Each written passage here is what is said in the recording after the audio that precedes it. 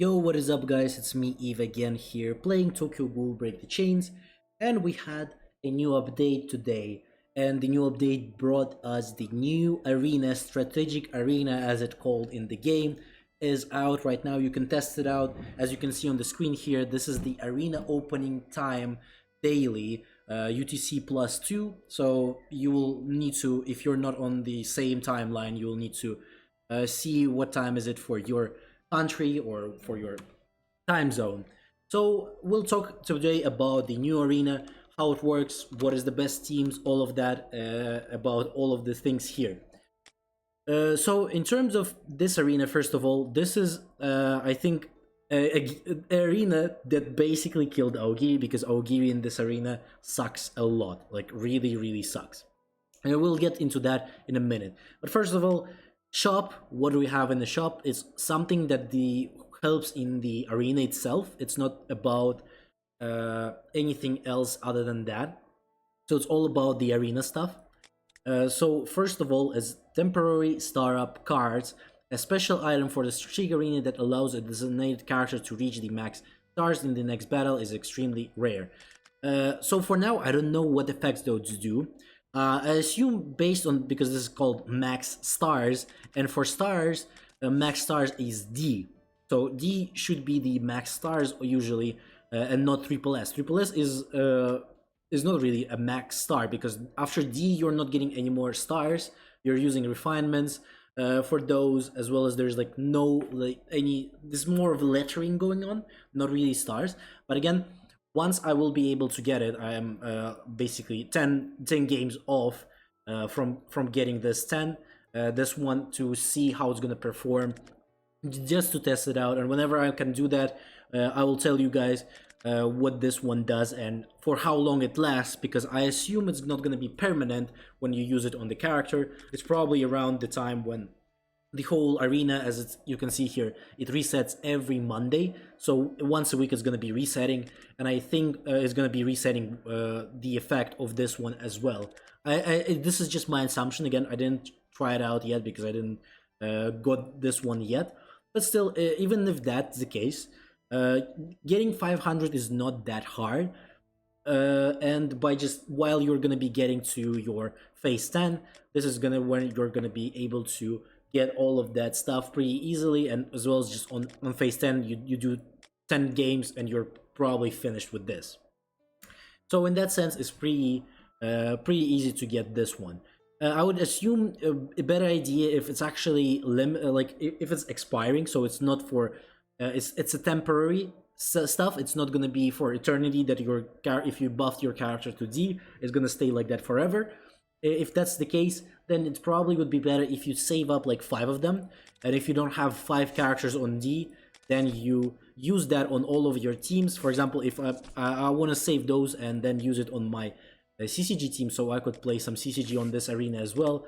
So in that sense, that could be also a way for you to, for like 1 week, you can just play whatever team you actually wanted to play. For example, if you never built Antiku but you have the characters for it, this could be a way for you to try out those teams and see how it's gonna work.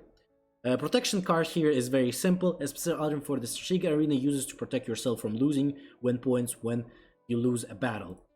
So also very simple. If you go in a battle, so how this system works after you get to phase 10, for example, you did 3 wins, right? So you're like 2 wins away from finishing the whole phase 10. If you lose once, you're gonna be losing all of the other wins here. So all of the points from here are gonna be lost. But with this one, you're not gonna be losing anything. You're not gonna lose all of those points. And you're, for example, if you were like on 4 wins and this is like your last time you need to win, you can buy this one. So just in case you don't lose anything and you're still gonna be staying and like trying to get your luck, to finish all of the phase 10. Maybe you're gonna get lucky with the opponent that is a little bit weaker than you, and then you will be getting yourself a win. So with that in mind, let's get into some other stuff that is probably more important, is whatever you can use here. So in this mode, you actually can use all of the good RC cells that is available in this game, as well as with all of the modifications for specific ones. For example, if I go here to the filter for the skill ones, you can see all of the Cecils, for example, for attack 1. You can see all of the modifications here that are available in the game are here that you can pick, and you can build your own type of a build for the character just based on whatever you want to have him on the specific characters. Probably there's gonna be a build going around after some time for whatever character needs to put on themselves. But for the most part, I usually use the attack related buff as well as this one. The buff removal also works really good. I would recommend using these ones for any character specifically. I'm just using this because I want to buff a little bit of her attack more. But on everything else, for the most part, I'm using this one. So I recommend. This is very OP. So use the buff removal. In terms of potentials, the same thing. Unfortunately, right now it's a little bit buggy. So, for example, when I switch, let's say I want to do all of them smash. Today we tested out on this on stream. So, for example, sure, like I've put all the smash right. But if I go back and then go back again into the character, it's gone. So the builds, you can't really switch them up now. It only works on whatever they give you basically in your setup. You're going to be only able to use whatever they give you for now, unfortunately. I think this is just a bug, so they probably will fix it in maybe a few days, maybe a week. I don't know how long it will take them. But after they fix that, you will be able to put whatever potentials you actually want for your characters here. Until that, unfortunately, we'll need to stick with the fucking potent, full-on potent here. But after that, you will be able to have a little bit better. So this works for every character. You go for Ayato, he has all of them maxed out. You go to Rangy, I don't know, he's got all of the potential. All of the teams have the potentials there. So with potentials and RC cells not being a problem because everyone are on the same par with that. So the only problem is, for the most part, for the people, will be the lack of characters. For new players, this is gonna be the problem because if you don't have like a full-on Anteiku, you definitely can't build it. Because on the new servers, the green Toka, for example, got skipped. You can't as well as Team Kinami is really hard to get. Not everyone has her, so because of that, Anteiku is gonna be very hard to build. But if you have them, this is actually probably the best team for you to use, aside from CCG. CCG also works really well, as well as if you want to start first, probably you would want to go for CCG then, because CCG has a little bit more CP than Anteiku, and because of that you'll be always starting first with them. So in that sense, CCG also works really well. In terms of Anteiku setup, I would recommend this setup. It's pretty simple. You can also switch these Rabbit Toka to someone like Owl. Also kind of works as always. This is pretty much the same setups as we would see in the RTA or other modes. For the sake of using a lineup of CCG, I would rather recommend you using this setup with full-on team of the CCG here, like this, and the Broski on the Matto in the backup, obviously. So this is gonna be your team for the CCG here. You would want to go for these characters more. Again, you need Amon because you need to proc his passive earlier. This guy is incredible with his debuffs.